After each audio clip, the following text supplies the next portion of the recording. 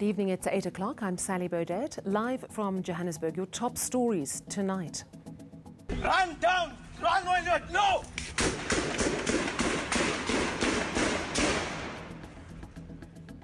A South African citizen is among the victims of yesterday's attack by Al-Shabaab in Kenya. Jaw-dropping allegations today from Angelo Agrizzi, the former Bosasa COO, detailing millions paid in monthly bribes to win tenders and favours for the company. British Prime Minister Theresa May will know her fate a little later this evening. After yesterday's historic Brexit deal defeat, she now faces a no-confidence vote. Let's start here. Kenya's President Uhuru Kenyatta is vowing revenge following the deadly terror attack at a hotel complex in Nairobi. Yesterday's bloody siege saw 14 confirmed deaths. And we hear tonight from the SA High Commission in Nairobi that a South African citizen is among the victims. He had dual citizenship with the United Kingdom. His identity has not yet been released. Somali-based extremist group Al-Shabaab is claiming responsibility for yesterday's attack. Nicolaus Bauer has the latest. Run down! Run when you no!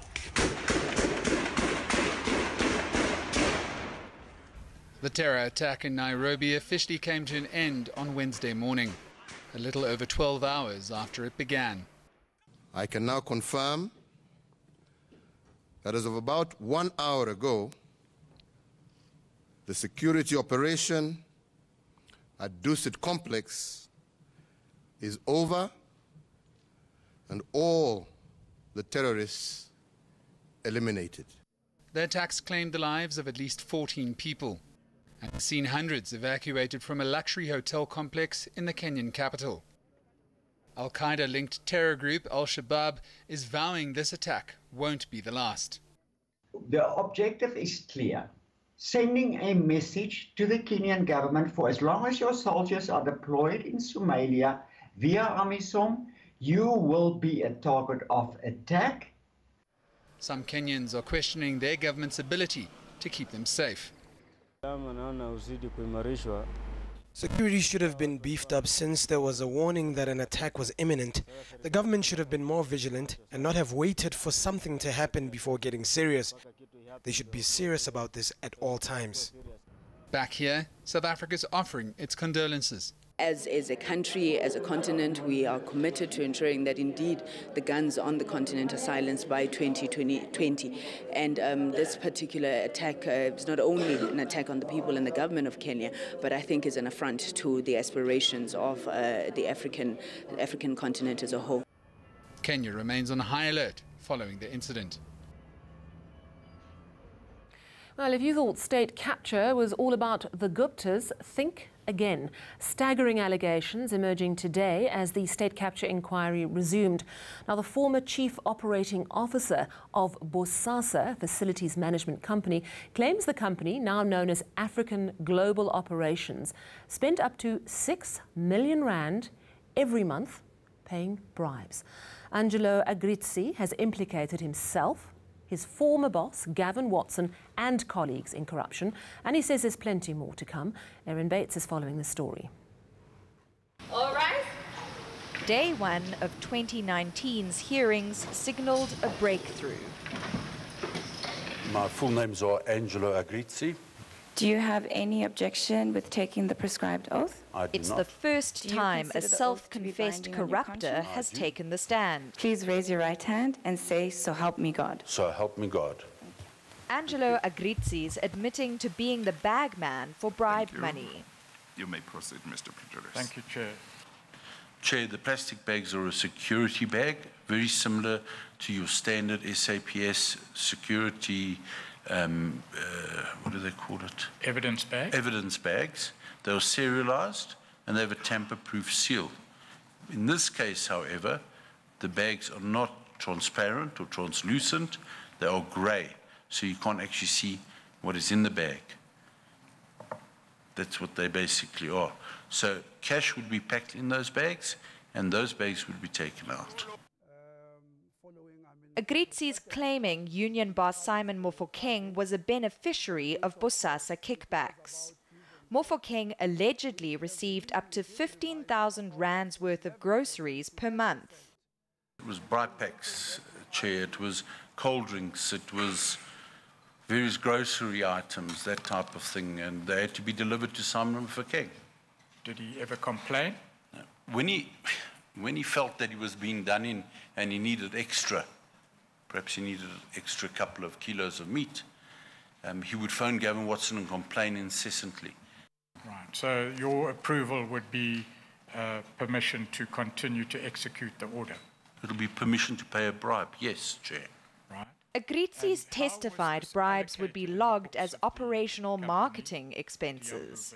He's accusing his former boss, Gavin Watson, of leading a grossly corrupt business. Today, Watson is CEO of African Global Operations, formerly Bosasa. Gavin Watson would spend a lot of time in my office, and so would every other director would spend a lot of time in my office, and normally I would be behind my desk and I had a small table and they would spend time there. So a lot of the times the directors would come in and ask Gavin for money because they need to sort this person out or that person out, or they need to literally pay bribes. So when they asked for money, yes. Is that the description or the word they used? Yes. Okay. So Gavin would then go to what I referred to specifically, and everybody else did, as Gavin Safe. Now, Gavin According Safe to Agritsi, Watson called the bribe cash monopoly money. The businessman is under witness protection. He's implicated about 38 people in his statement. His testimony resumes on Thursday. Erin Bates, Johannesburg. The festive season road death toll has increased yet again. 1,612 people died between the 1st of December last year and the 8th of January this year. Now, that's nearly 100 more deaths than last year. Transport Minister Bladen Zimande is blaming driver attitudes for the spike. 2,223 people were arrested for drunk driving over the festive season. Now the government wants to make it harder for them to get bail. Chris Hani's killer, Janusz Walusz, has yet again been denied parole. Walusz is currently serving a life sentence at Hosi Mampuru Correctional Centre. Along with Clive Darby-Lewis, he masterminded the assassination of Hani in 1993. Justice and Correctional Services Minister Michael Masuta says he's receiving conflicting psychological reports on the Polish national.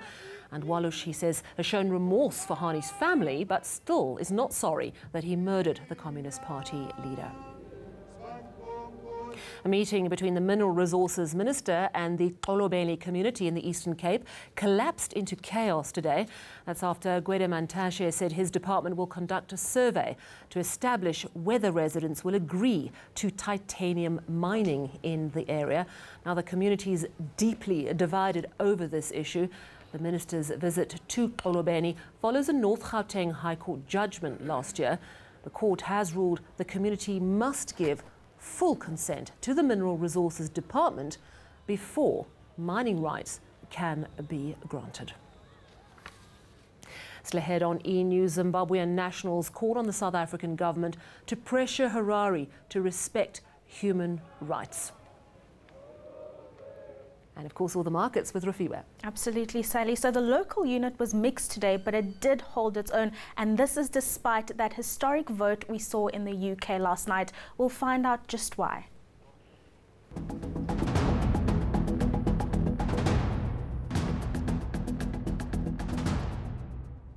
Latest news from Zimbabwe now. Activist and pastor Evan Mawarire is one of hundreds of people arrested in the past few days. Now, his family has confirmed his arrest this evening. He's expected to be charged tomorrow with inciting public violence via social media.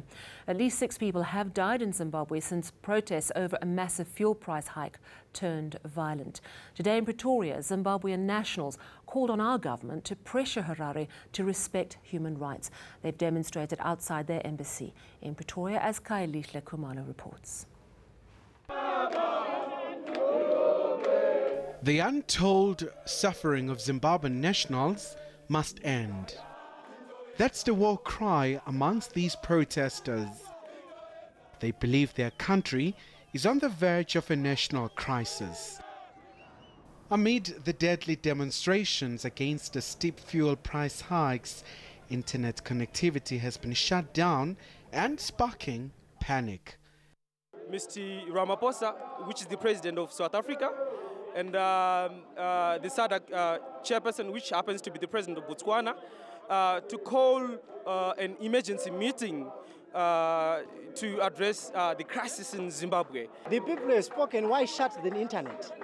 No one at the Zimbabwean embassy received them, but they were not deterred, calling for South Africa to come to their rescue. We are living in a country it's like we're in a war zone, whereby the state itself has declared war on its citizens. Without the intervention of South Africa, we're going to go back again to Mugabe's era of 2008. South African authorities are saying they are monitoring the events in Zimbabwe.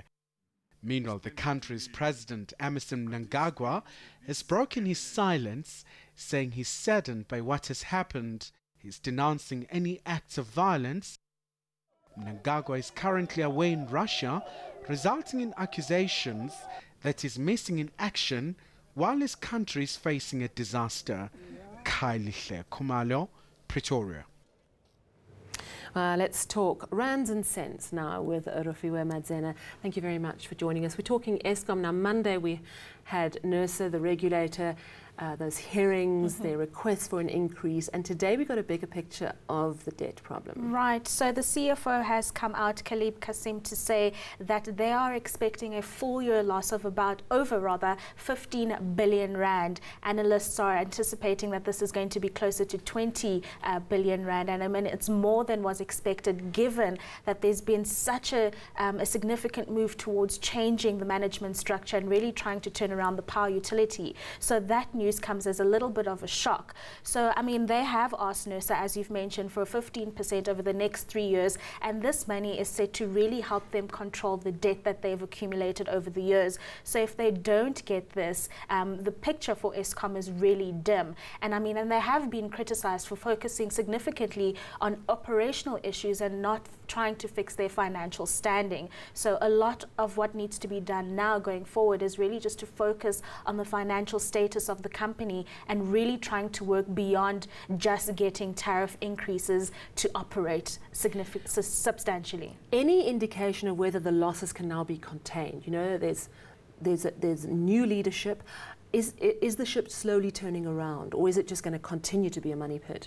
So based on the fact that we have new leadership, there is a little bit of optimism that it may take a while, but that turnaround is going to happen. They will, though, need the assistance of NERSA to put through those tariffs so they can get that jump start that they need. So Goldman Sachs has said that they anticipate that if everything goes well for Eskom, the rand could improve by about 4.5%. But if it doesn't, it could tumble by about 3.5%. So really, Eskom's woes have an effect, a ripple effect on various elements of the country's economy.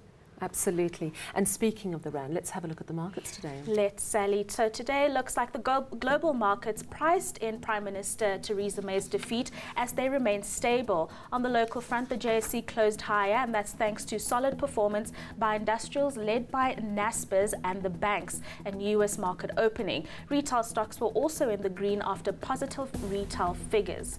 On the commodities front, mining stocks were under pressure, led by the gold miners, which lost about 1.8% today. Brent crude is still lower, hovering at that $60 a barrel mark, and this is on account of the increasing US stockpiles and signs of slower global economic growth. A quick look at your local unit now. The rand was mixed today, but it did hold its own. It was around 0.33% weaker against the US dollar after the JSE close and around 0.4% weaker against the pound. Rofiwe Madzena, thank you so much. We'll chat again to you tomorrow. Have a very good Thank you. Let's take a look at other international news now. A bid by prosecutors at the International Criminal Court to stop former Ivorian leader Laurent Gbagbo from returning to his country has failed. Judges have turned down their request. Prosecutors argued that he would possibly fail to return to the ICC in The Hague in the event of an appeal or a retrial. Well, the court acquitted the former president on war crimes charges yesterday. And another big night in the United Kingdom. British MPs are voting on a no-confidence motion in Prime Minister Theresa May's government. Shortly, probably within the next half an hour, in fact. MPs have been debating the motion all afternoon. Now, the vote, of course, was called by opposition Labour leader Jeremy Corbyn after May's proposed Brexit deal was roundly rejected last night. May says she's confident that she will defeat the motion against her. Well, still ahead, we'll go to Candace at our weather centre in Cape Town. Hi there, Candace. And then a Moldovan athlete sports frosty eyebrows and lashes, tackling a marathon for a good cause. Ooh. Ooh.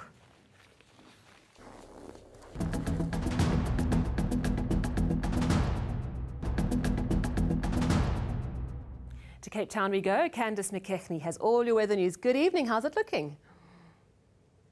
Hi Sally, well we've actually had a bit of a thunderstorm activity that was a bit delayed this afternoon, not much happening, but the one thing that we are watching is quite a stationary low pressure over the southern parts of Mozambique, very likely sucking quite a bit of that moisture out of the northeastern parts, but despite that we're still keeping in thunderstorm activity over the eastern parts. Now tomorrow we'll see rain along parts of the Eastern Cape and KwaZulu-Natal coastline, and we're expecting isolated to scattered thunder showers over the northeastern and eastern interior. Another very hot and sunny days expected over the central part of South Africa, and we'll see lots of cloud building up in the west in the second part of the day, and that's ahead of a cold front which will arrive overnight on Thursday. Here's a look at your city forecast across South Africa. Still sunny and sizzling hot throughout the Northern Cape. A high of around 40 for Uppington, Prieska, Pietersburg and Kimberley, 31 for Kilvinia and Sutherland. Hot over the Western Cape interior, many of those highs in the mid-30s. Warm along the coastline, partly cloudy for Cape Town at 28, and even George warming up to a sunny 29. Hot across the Eastern Cape interior with the possibility of showers along parts of that coastline and the adjacent lying interior. Umtata at 30 degrees. We keep around that 30-degree mark as we head towards the KwaZulu-Natal coastline. A combination of showers and thunder showers here. 34 degrees for Ladysmith and Newcastle. Scattered thunderstorms are forecast for the Mpumalanga Highveld. You'll see most maximum temperatures peaking in the upper 20s and low 30s. 32 degrees for Bombela. Isolated to scattered thunder showers also forecast for Limpopo. 30 for Polokwane, with Lephalale and Thabazimbi heading into the mid-30s. Still hot for northwest, but particularly hot over the western parts with heatwave conditions continuing. Vryburg and Bloemhof at 38 degrees, with a few thunder showers over the eastern part of the province. You'll also see thunder showers over the eastern part of the Free State, Bethlehem and Harrismith at 31, and those heatwave conditions continuing over the western part of the Free State. 38 degrees for Bloemfontein, 31 for Soweto and Johannesburg, Pretoria 33, with up to a 60% chance of thunderstorms for Gauteng on Thursday. On Friday, you'll see sizzling hot weather into KwaZulu-Natal, with some rain remaining over the western and southern parts due to that cold front. Still hot with thunder showers in the northeast all the way through to the start of the weekend, where we're expecting cloudy, wet and cooler weather for KwaZulu-Natal. That's all from the Weather Centre. Back to you, Sally. Thank you very much, Candace. And finally, a Moldovan athlete has demonstrated that not even extreme cold can stand in the way of a good deed. Dmitry Voloshin completed a 50-kilometre race through one of the world's coldest terrains, all to raise funds for a child living with a neurological disorder. Now, it's dubbed the Unfrozen Charity Run. The race navigates through snow-covered Siberian fields with temperatures of minus 60 degrees Celsius. Now, the campaign has already raised around $3,600 for a 4-year-old girl who has cerebral palsy. What an incredible feat. Let's recap your top story this evening. Run down! Run while you're no!